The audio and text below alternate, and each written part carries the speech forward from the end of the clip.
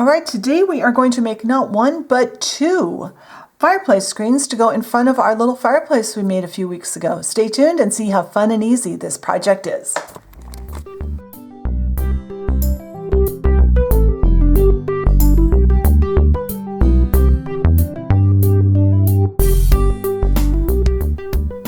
All right, let's talk about the pattern pieces. And then when I start constructing, I'll talk about a little bit about where to get the pattern and what the rules are and all that stuff. So we have two sets of pattern. We have the fireplace screen frame, and that's these pieces. And we have just a template.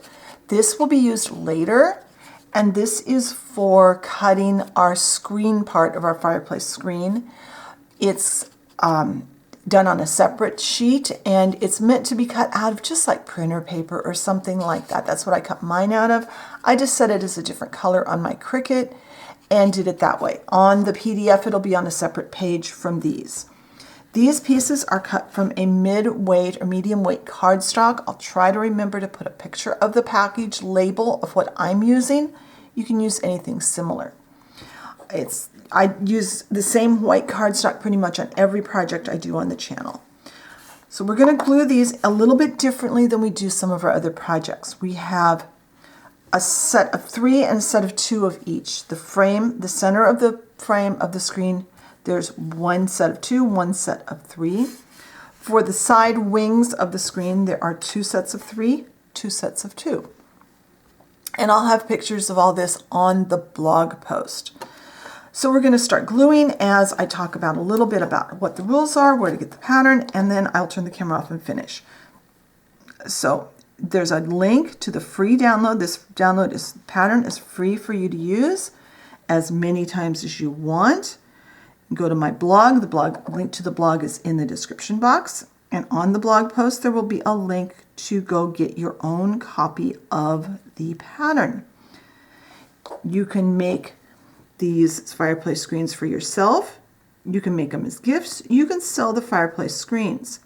I just ask that you honor my wish to don't pass on the pattern to people. If somebody wants the pattern, send them over to the blog, send them to the video, and they can watch the video and go to the blog and download the patterns. That's the only compensation I get for the many hours I spend making these patterns. And I get asked why white cardstock instead of a color. Well, I find that the colored cardstock tends to, for one thing, it tends to fade really badly, and we don't want to go to all this work and have the color of our cardstock fade. So whenever possible, I like to use white and paint it. Also, by painting it, it kind of helps disguise the fact that we are making this out of cardstock instead of, in this case, metal. So I am going to glue these together. Line them up, do one layer, glue the second layer onto it, and then do another layer of glue. Get everything lined up in between each step and do your best to line everything up. Once I have this all glued, I'm going to put a weight on it and hold it down until it gets at least halfway dry. That will help to prevent any warping. So I'm going to turn the camera off so you don't have to watch this boring process for very long. I'll get these all glued together. There will be photos on the blog post. And I'll be back when this is dry because it will need to be all the way dry before we move on to the next step. So I'll see you then. All right, the glue has dried and I've put these down on a piece of tape with the sticky side up. It's taped down on both ends to my tray, and I've got some parchment paper under them just to protect my tray because I'm working on multiple projects today. I've put out some black craft paint. This one happens to be from this bottle of Anita's. And I've got a relatively soft brush. That'll help me get all the areas coated. And you will want to make sure you have all the edges coated really nicely on this one. But this is just a simple matter of painting the top and the sides. That's all there is to it. And then we're going to be able to do some assembly. So I'm going to get all of these painted. I will double check that all the edges are coated, and when everything is painted and dried, I'll come back and we can start putting this together. All right, my paint is dried overnight, so I know it's completely dry, and that's important for this step. I have one of these, I have this, the template, and I am going to use just some tape, and I'm going to tape it down to my work surface. Now I made this just slightly wider than it needs to be, so I wasn't sure how much gap I need to leave. And tape that down, and then for my fireplace screen, I have a piece, I know it's hard to see, it's a piece of acetate. This is what I've got, and I know it doesn't look the same in the store anymore because literally this package is probably 20 years old, and I still have quite a few sheets of it. I will have a photo of the front cover of this on the blog post, so you can kind of see what it is I'm using and find something similar, but I use this all the time, and I know a lot of you guys have some also. Cut a piece slightly bigger than my template, and I'm taping it on the work surface right over it.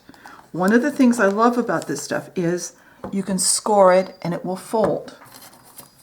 Now I've got the 3 pieces that are only 2 layers thick. And I've got some E6000 because E6000 will work on the acetate. I'm going to put that over there.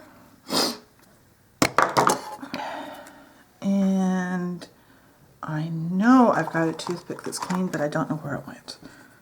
I'm going to blame the cat for not knowing where the toothpick went. And I'm going to spread this pretty evenly. Try not to drip any on my acetate. It's over here on the tray. I'm going to turn the camera off and get this totally coated, and when I get it coated all the way, I'll come back because this might take me a few minutes. All right, the back is coated now, so now I'm going to line this up with the center of my template.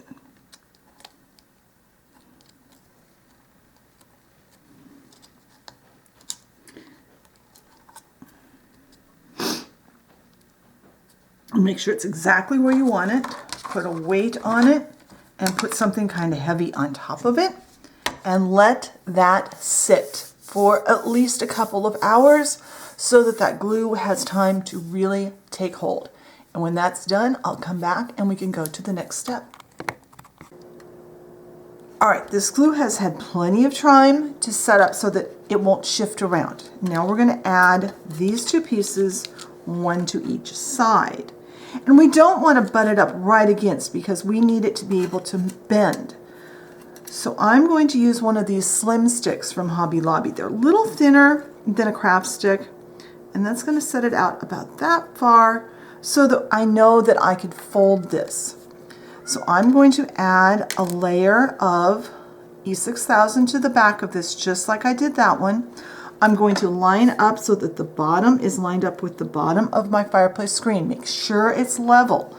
And then I will set a weight on it and let it dry. And when this is set up enough that I feel it's safe to move it, I'll come back and we'll add the 3 layer pieces to the other side. So I'll see you when this is dry.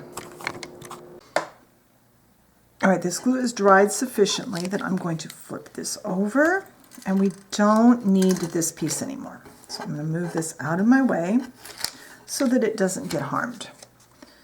And that way if I decide to make another one, I don't have to reprint that page. I just need to cut this. I don't have to cut that one.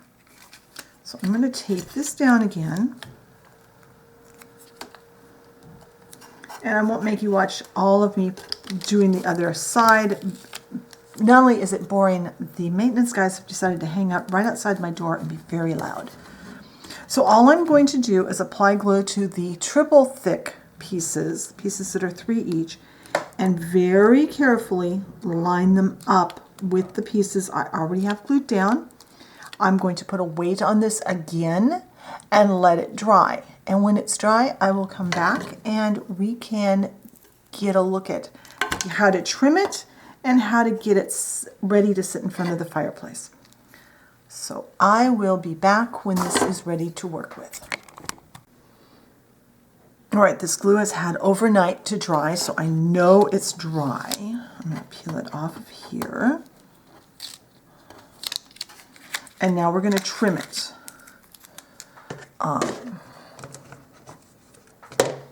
So I've got my mat. I'm not sure what the best way to trim this is going to be. I'm going to try to start this way, but I may have to go to scissors for part of it. And off camera, I may need to neaten this up a bit. But you do have a good edge to trim around. Yeah, I'm going to have to use some scissors to get that right up there. That's going to be better. So just cut it off right against the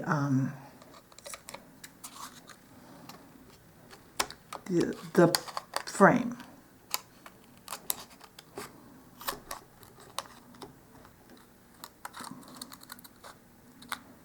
Well, I'm going to turn the camera off. I'm going to get this trimmed really close, which is going to take me a few minutes. When I get that done, I'll come back and we'll go to the next step. All right, it's all trimmed up. I've got the plastic cut back as close as I can. I may go back with a smaller pair of scissors and get it a little closer. I'll do that later. I got to dig my scissors out. And now, I'm just going to fold it like that. And it will now sit. Now I am going to take, I'm not sure if the Sharpie is going to work or if I'm going to need to use paint. But I kind of like to color in that part of the acetate in the hinge.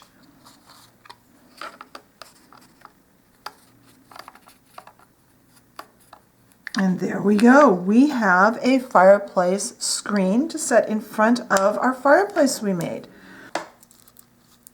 All right, now we're going to do another version of our fireplace screen. And what I have here is a piece of net. And this is when you buy like a 3-pack of garlic at the grocery store, a lot of times they come in these net bags. And I think this will look like fireplace screen. So I'm going to, and this, I just cut a strip off. This is the width it comes on the, in the bag. So what I've done, I've taped down my template, then I've taped down a piece of parchment paper. And now I'm going to tape this, and I'm going to need to stretch it just a little bit. And I'll need my tape to probably go over to the other tape I've got here. I don't want to stretch it too much, but I want to stretch it enough that it lays flat. This is a total experiment to see if it works. So if you're seeing this, it worked. If you're not seeing this, it doesn't matter. All right, now I have my, which ones was it? Yeah, the set. I did another set of my pieces, making sure I've got, yes.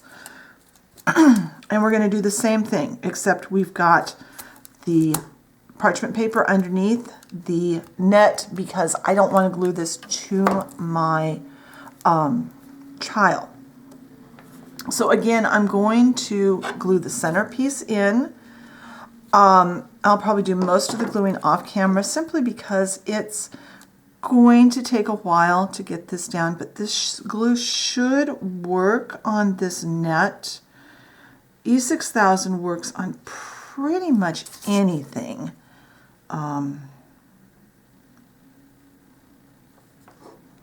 So I'm going to get this glued down, and when this gets set up, I will come back and we can add the side pieces and continue just like we did before. There'll be one additional step at the end to make this black. So I'll be back when this glue is set up.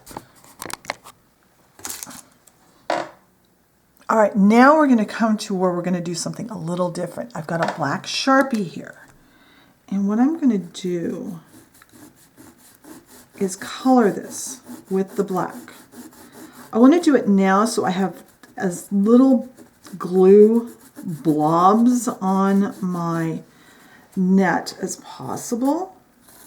But I wanted to make sure I had that first one in so I could kind of get an idea where to put it. I wasn't sure how much this was going to make it so I couldn't see my pattern. But because this is an alcohol marker, now if you have something like a one of the nicer alcohol markers, that would probably be easier to use for this because it will, a lot of those have a bigger tip on them than a Sharpie. And I might go and get mine. I'll see how this looks when it gets done. But I'm just going to color this in.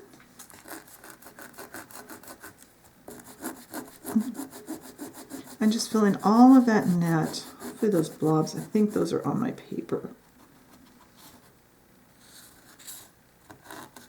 All right. Now, we're going to glue these sides on. I've got my spacer here.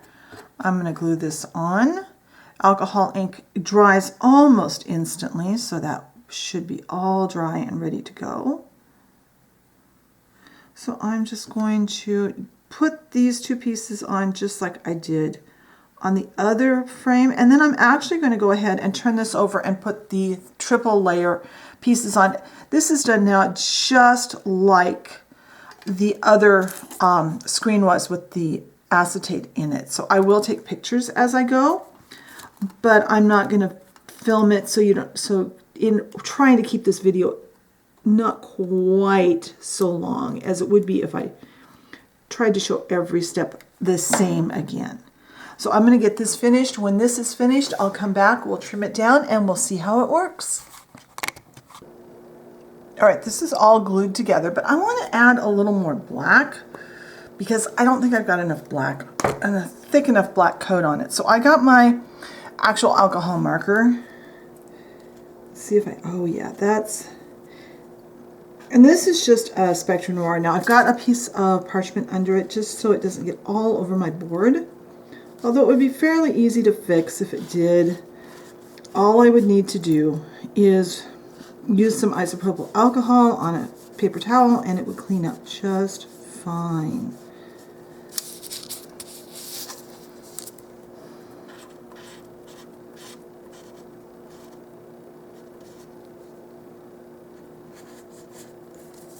All right, I'm probably going to do a couple of coats of this off camera, and I think I'm also going to hit the fronts just to make sure that it's the same tone of black. And you can buy other brands of alcohol markers. You can buy individually at the craft store. They're kind of expensive, but they last for quite a while. So I'm going to let this sit for a few minutes and decide if I need another coat of black on it. And then when I am ready to cut this off of the excess net, I will come back and we can do that together. All right, I've pulled that off of the tape. And let's go ahead and cut the stuff and see if this one worked. I think if you had if this does work, if you had the tool on the spool, that would probably be another alternative for this.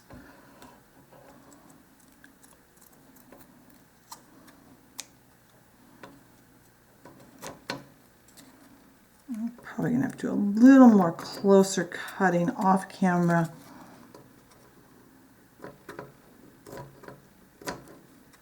Let's see if this will stand up.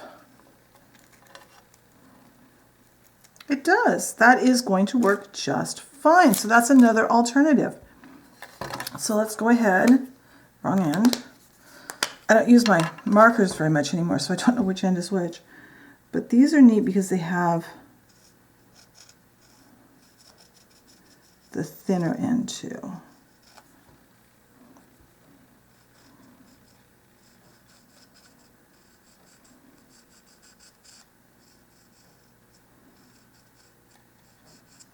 All right. The only disadvantage to this is that any place you had a lump of glue, you're going to have a lump in your color on your screen, but that makes it look more like the screens that are the wire mesh. So All right, so here are both of our screens. I'll have pictures on the blog post of these in front of the fireplace. For this one, you could also, of course, do it in a brass color, a kind of a warm, reddish, warmish gold color would be really pretty for this alternative too. So I hope you enjoyed today's project. Be sure and hop over to the blog post and look at the photos. And I've got the link, of course, to the free downloadable pattern and all of that good stuff. If you enjoyed today's video, be sure and hit the like button. Leave me a comment. What kinds of things would you like to see in future videos? If you enjoy my content and haven't subscribed, I encourage you. Hit the subscription button and the notification bell so you know when I put up a new video. Thank you very much for watching today, and I will talk to you next time. Bye.